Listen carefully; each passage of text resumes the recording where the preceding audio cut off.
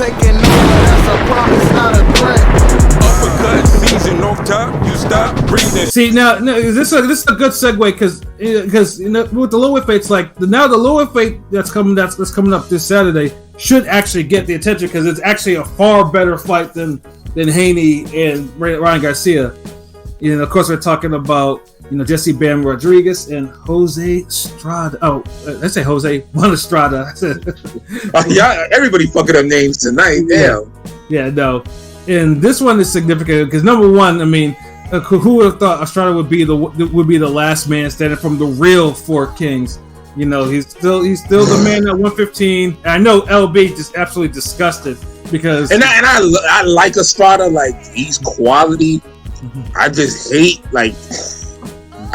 when somebody like is good and they're like, and then you just give them shit that they didn't deserve. Like I don't care how good you're doing, like earn that motherfucker. But them giving this nigga 2 Chocolatito fights is just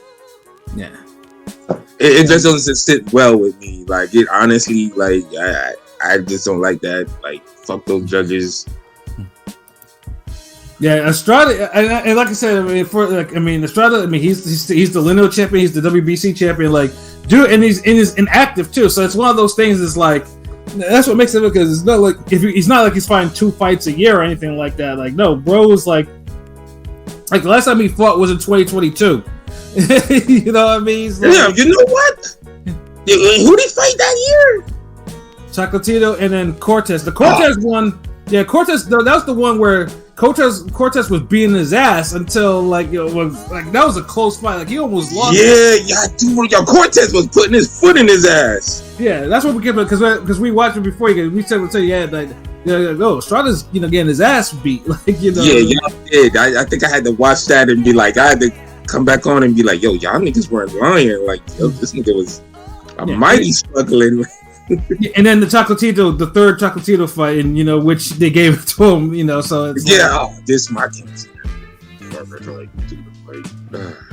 It's so Estrada now feeling Dragon Ball Z fights. This nigga just struggling. Like we waiting for the hero to show up. We waiting for Bam. Yeah, and Bam is like I said, man, like Bam's coming off like taking the 0-1 Sonny Edwards, and so for a guy that only has 4 knockouts. Sonny Edwards made that fight entertaining as fuck. Like he tried, he was landing some shots. Like there were shots where he was hanging in there, but Bam's firepower was just a lot more than his. Then and he stuck to it. Bam never went away from the jab. Like and that's what we talk about, the refined skills. Because like Sonny just ain't just hand over the title type shit. Like he hung in there. He was doing work. Yeah. But when you believe in your skills, you weather that bullshit and be like, I know this jab is going to eventually break this nigga face and get to him. So let me just keep pumping it and working off that, and boom, you get this nigga. But motherfuckers abandon shit and then deal with the consequences. Yeah, I mean, Sonny. I mean, like I said, Sonny knew. Like, I mean, it wasn't. I think Sonny kind of took some of the criticism of his style, and that's why he actually stood there and like he traded with dude. Like, it wasn't like he was just moving around. Like he traded because he was like, you know what? But that's the thing too. Like he said why, because the way he couldn't, Bam wouldn't allow him to move like he wanted to either. Yeah, and he even said that yo man, some people don't allow you to do certain things, and it was telling because a lot of boxers don't try to say those real shit. Yeah, they don't. That. But Sonny Edwards is a real dude. He's a real cat. Yes. I mean, he's given us interviews before. Shout out to Pete for getting those interviews and shit like that. So it's he's always been 100. He's ain't no half stepping or bullshit from him. He that's how you grow as a person and a fighter, to recognize your limitations, your mistakes, and not only within yourself. You got to be able to see the strengths and weaknesses in other people, and if their strength.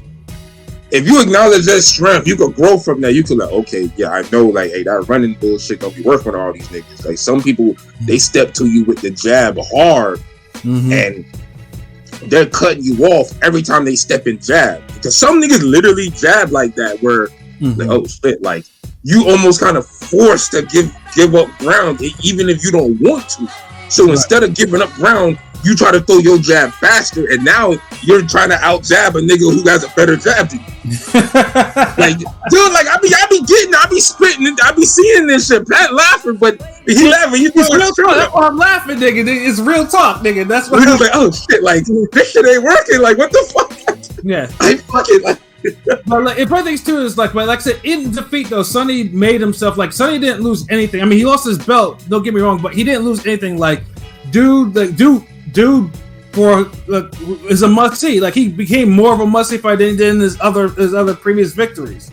Like because it was like, only the hating ass, like, you know, the boxing Twitter motherfuckers who hate everybody. Only they had smoke for Sonny Edwards, but yeah, because Sonny used to style it. Sonny used to because Sonny's one of the motherfuckers that he didn't take, like he trolled back like motherfuckers like you know, because you have to, because dude, who wants a nigga who ain't never even jump rope or can even tie his shoes or whatever, mouthing off on you in your career? Like, nigga, do I go to fucking goddamn Wells Fargo or motherfucking Staples and talk about your job, nigga? Like, yeah, I go to the damn hospital and talk about you? Like, nigga, fuck out of here. So yeah, like sometimes niggas need to get that.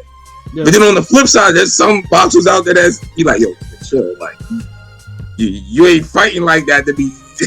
Yeah, you know, like BJ Flores. BJ Flores, you know, you ain't nice like that to be running off your mouth. Like, no, I guarantee you, there's some regular niggas who'll whoop some of you motherfuckers out here. Like, y'all chill. Like, y'all ain't on it like that. But yeah, like, so I respect a nigga like Sonny Edwards. But. Yeah, so yeah, like I mean, obviously with Estrada Bam, like obviously, you know, Bam wins. You know, it's pretty much Bam is absolutely top 10. Now, where he would be in the top 10 is just a matter of, you know, how many more motherfuckers would fall from the top 10. Now, if Estrada somehow... we do for the pound for pound list, you saying that. Yeah, I was about to mention I'm sorry to cut you off. My apologies, but you just reminded me, like damn, do we gotta make another list, nigga? I got my list. I'll be kind of updating it every so often. I got 15. So I mean, so I should get your list first, then, nigga. I got 20. Well, let's wait till August 4th or something. Hold on, let's wait till August. No, August. Come on, man. I'm gonna go. Yeah, honestly, we gonna have to redo how we do the pound for pound. Like, we might have to just do this every 4 months because the half a year should be taken like. We be like, all right, dude. I don't think we did one to start the year this year. We didn't do one. We didn't do a review. We didn't do, you know, last year how we did a review. We didn't do like the best, you know, of like the Emmys or something like that. We didn't do that this year. Wait, what? This year we didn't do that, right? We did, nigga. Are you sure? Talking about? Yeah. We did the whole like. What the fuck are you talking about? Okay, we either didn't do that or the pound for pound list. I know we didn't do the pound for pound list. I'm pretty sure we didn't do we did it December. I could have sworn we had a whole graphic image. Like, I think it was me and King P at Anyway is number 1, and you and what's his name had Crawford. Yeah, we absolutely did that. I remember spending time making the graphic, like putting all you niggas pictures up and shit. Yeah, we can go to the website. I'm sure it's up there. But what I'm saying, what's the date? Did we do it in the summer? I don't think we did it at the beginning of the year. I swear to God, we didn't do it at the beginning of the year. We did it like in the beginning of the year. What are you talking about? I could have thought we did. Like, I swear I don't think so, but yeah, because I ain't gonna lie. This might be like the biggest scroll up ever for you, nigga. Yeah, because Crawford would not be my number 1 by June of 2023. No, I mean, it's Usyk right now. I mean, yeah, that's no. Niggas Anyway right now. Fuck is y'all talking about? Yeah, we definitely did both those things. But yeah, we're due to do a pound for pound. I'm sorry for that huge digression. Like, my bad. I'm gonna shut the fuck up. We're saying we are due to do another pound for pound update in another week or so. But yeah, no, I mean, obviously if Estrada wins though, then you gotta start thinking like, dude might be, you know, on the list of maybe all-time great flyweight, super flyweights if he actually manages to win. You know, because like I said, he holds a lot of quality victories, including, of course, like the Chocolatito and the, of course, Sarang Vasai and, you know, of course, Quadras, who Williamson gave him probably more trouble than any other fighter that he's fought. And like, he holds quality victories. And so, actually, you know what? Let me see what the odds are like, too, because, I mean, I'm definitely going to be betting on this fight. So, I mean... Bam by stoppage? What's that? We going for Bam by stoppage? Did we give predictions or not yet? No, because we keep fucking digression. No, my bad. I stepped away. I was just wondering. No, we haven't. No, but LB. So I mean, So I mean, so what do you think? Yeah, but didn't me first, nigga. Like, yeah, I mean, yeah, nigga. all right, fuck it. Bam by motherfucking destruction, nigga. I'm looking at like Bam should probably had this dude beat up by the 7th or 8th round. Yeah, and honestly, I agree because Estrada is tough. Estrada has never been knocked out before. So, like, you know, like, I mean, it's like he's had like 50-51 fights. He has not been knocked out before. But, dude has not fought since December 2022. That's a long fucking period of time. Yeah, I almost want to say 5 round, but I'll say 8 because, you know, I believe in these Mexicans. You know, they hard. They got hard. They tough. I mean, they champions. I mean, Estrada may have gotten some victories that he probably didn't win, but Estrada is tough as shit. He's a tough fucking fighter. He rises to the occasion. I mean, you know, he's a guy like, you know, he's the judges rise to the occasion, nigga. Yeah, but I'm saying, like, you know, he struggled with that job a little bit, but he rises to the occasion usually. Yeah, I mean, it happens. I mean, with the level of competition he's fought though, but yeah, I mean, I do think he's definitely gonna bring his best foot forward. Like he's not gonna back away, but yeah. Well, sometimes sometimes it's just I think his timing gonna be off because he's a counter puncher, elite counter puncher. But do y'all think the age? Because you gotta be active for that counter to be. I mean, Donaire's an anomaly. Like usually when you're in your mid 30s, 34, 33, 30, Chocolatitos look old. He's like 34, 35. But do you think the age? I mean, usually at that weight, those lower weights, that's an archaic age where you're getting long in the tooth. So do you think that's gonna, Bam Youth's gonna? It's not more the age, more than his inactivity. That's that too. Yeah, that too. Yeah, I mean, and he was already struggling in fights before the inactivity hit. Estrada's been through wars. He's been through wars, but yeah, like I'll be thinking, like I'm thinking this is a perfect sub for Bam to probably. To put this to stop Estrada, but yeah, like I said, I think Estrada will hang in there until like probably maybe the 9th round or so, and I think Bam will stop him probably like honest, like they'll probably stop him like it'll be like a TKO type of stoppage. Like I can't see Estrada getting counted out, but I think the referee will definitely probably step in and wave that shit off, yeah. With Estrada protesting and shit with cuts over his eyes and shit. That's very descriptive. I usually don't go that descriptive in my predictions. I know that's when I'll be like, yeah, it's gonna be like a 116, 112. Like, yeah, you're getting their level now, nigga. Yeah. Cuts over both of his eyes. Hey, yo, Kingpin, what do you think?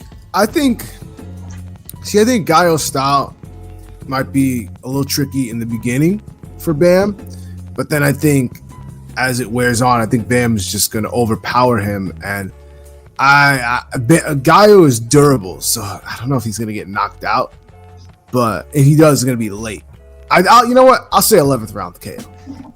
Yeah, that's sensible too. Pilot, what about you? Damn, y'all being optimistic with the KOs. I'm thinking Bam by decision. I think Estrada's old, but again, he rises to the occasion. I think Bam will win a clear decision. He might drop him, but he might hurt him bad. But I think, I could see him stopping him. But I'm going to say, my mind's made up. I think Bam will win like a 117, 111. It'll be close, because Shutter knows El Gallo has some favoritism on the cards. He got some plot armor. You got the classic. They be wanting him to have multiple seasons. They want a next season. He's like, don't have the scores too far out. Yeah, exactly. So I got the FanDuel props up. So right now, money line is Estrada is a plus 350 underdog. Bam is a minus 480 favorite. Method of victory. Estrada points decision plus 600. Estrada KO or TKO or DQ plus 1100. A draw plus 1800. Bam points decision plus 125. Bam KO plus 155. I'm actually surprised that it's at 155. But then, like I said, he's never been KO'd before, so there might be some value in that KO prop from Bam.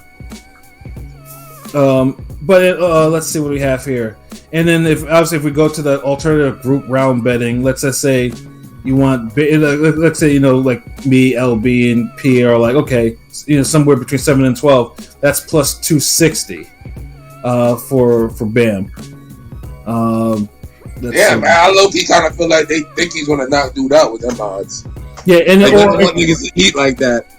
Or Bam 7-8 is plus 900, or 9-10 is plus 800 for Bam. So it's like, those are actually pretty good odds, to be honest. I wasn't expecting those. I thought it would be a lot lower. But yeah, no, yeah. There's some money, to be made with this particular fight, though. But yeah, no, I honestly, if it's, I think it will be competitive, but at the end, I think Bam will just the youth and everything will just be a little bit too much on. But I either way, I'm expecting a good solid fight because Estrada doesn't really disappoint on that factor. Like Estrada come to fight, Bam will come to fight. So I'd be disappointed if they didn't come to fight. But the co-main of this is someone we just talked before. Sonny Edwards is on this card, and he's fighting none other than Adrian Carrillo, who earlier this year fought in a fight that was damn near almost the fight of the year, in one that was a key component to a parlay that I would have won if Foster had stopped Nova. But this one was a KO prediction when he fought Natshinga earlier this year in a back and forth fight with Carrillo eventually getting KO'd in the 10th round. And like I said, that was a wild fucking fight. Like it might be one of the most underrated fights this year. They were throwing some heat at each other. But Carrillo though, he has a chance though, and Sonny Edwards, like that's a good rebound fight for both these guys. So P, what are we thinking for this fight? This would be a tough one, but I'll say Sonny by decision. Carrillo is tough though, so but I think Sonny will eke out the decision. So word. Pilot, what about you? For Sonny versus Carrillo? Yeah. I got Sonny by a decision. It's his first fight at 112, right? This is a 112 fight? Yes. Yeah, he's moving up for the fight. Carrillo had a nice knockout on Nanshinga. It was a great phone boot fight in the last fight he had in the rematch. He got knocked out on. He could knock out. We'll see. Sonny.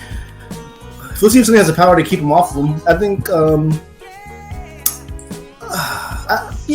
I'll pick Sonny by decision. Yeah, I think as much as Carrillo comes to fight too, but I honestly think this time I see Sonny kind of probably going back to his regular style. I don't think he's gonna be. I don't think he's gonna sell out. Carrillo doesn't really jab like that, so that's one thing. So I honestly think Sonny will just go back to his regular style, and he may actually drop Carrillo at least once in the fight. But yeah, I think the Sonny decision is probably a safe bet. Now, if Sonny KOs him, then I'm like, okay, motherfucker's motivated now. He's sure with Sonny, but don't he have like 5 kills and like 35? Yeah. I didn't even check him, but I know his KO ratio is low. It's 4. He only has 4 KOs. But, how many fights? What's his record? 20 and 1, right? 20 and 1. Yeah. He hasn't scored a stoppage since 2019. Carrillo might be Mexican, I think, but it might be the Hispanic versus a British guy. You know how that goes sometimes. Yeah, I know. So, LB, what about you? Sonny by decision, but I feel like it's gonna be one of those. It's either gonna be like a nip and tuck fight where one guy, like, there's ebb and flows, nip and tuck, but it's not like high pace.